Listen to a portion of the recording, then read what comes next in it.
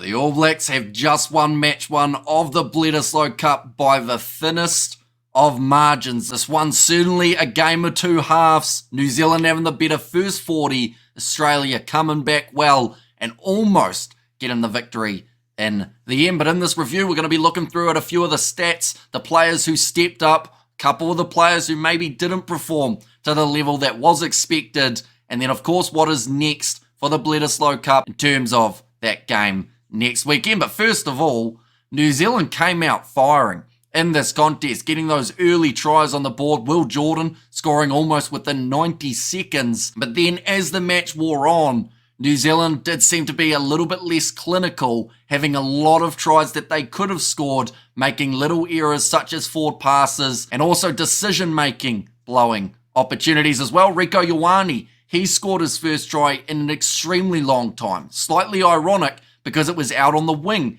where he did manage to score it, running it in, but a massive moment for Rieko, who overall I felt had a very strong game compared to some of the others throughout the Rugby Championship. Someone else for New Zealand that thoroughly stepped up, Wallace Satiti. The fact that that man had a knee injury near the end of the game and still managed to make a last-ditch tackle as well as a turnover 1 metre from New Zealand's line to help them win the contest. He's got an extremely bright future, no matter where you put him in that loose forward trio. For the Australians, their defence in the early stages of the match was abysmal, to say it lightly, but they still managed to score the occasional try, mainly from lineouts is where they found their success. Matty Faisler managing to score one alongside Fraser McReight. And when you talk about Australians who had a big performance, McReight for me was right up there. Yes, Harry Wilson, in terms of the defensive stats, was putting together more numbers. McReight overall, every breakdown,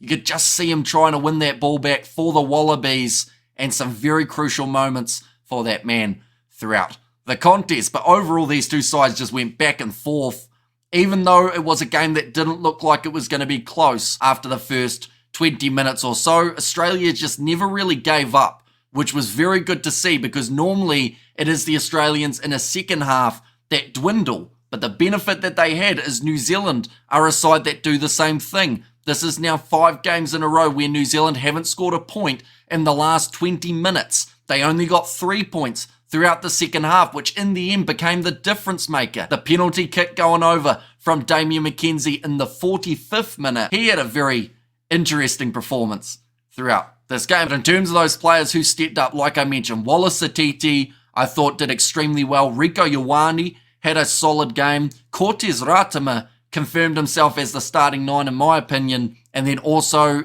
other than that yellow card right at the end, Caleb Clark had a very strong game. That's not even mentioning Tupovai and Cody Taylor, 2 men who also played their part in this All Blacks victory. So normally when we list All Blacks who played well, we only get 1, 2 or 3. This game you've got about 7 or 8 that you could have mentioned right off the bat. For the Australians, the players who stepped up, I thought that we saw a strong performance from Fraser McReight as well as Harry Wilson. Rob Bellatini heavily involved for the Aussies, and we saw quite a bit of good stuff happening from Hunter Paisami throughout that second half, and Lena Cattell also very busy for the Australians. But what is next for these two sides? Well, New Zealand have secured the Bledisloe Cup for 2024 because it is only a 2-match series. Some still want it to be 3, including myself, but because we only have 2 matches, it means that New Zealand have now secured the Cup, and it now brings the challenge of next week happening in Wellington that much closer.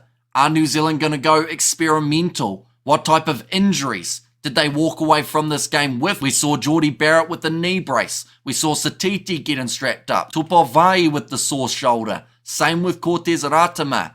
What type of New Zealand lineup could we expect to see in Wellington? For the Australians, I think that this game, even though they lost it, they can take a lot of positives from it. And yes, there are some real negatives that they can see from this game as well. But the positives that they've got is they were out of this game early on, but they never quite gave up. They kept on going because they still had that belief that they could beat this All Black side. And I honestly think if things went slightly differently in the last couple minutes, they could have. And that's a credit to Australia, but also New Zealand. They have to look hard in the mirror and work out what they're going to do for the second half of a contest, because They can't afford to only get those 3 points. But nonetheless, do let me know what you thought of this match in the comments down below. The next match of the Rugby Championship taking place a little bit later on, 9 a.m. New Zealand time, South Africa taking on the Pumas. We will be live on the channel covering that one, so be sure to check that out. If you did enjoy, be sure to leave a like and subscribe, and I will see you all for the next one.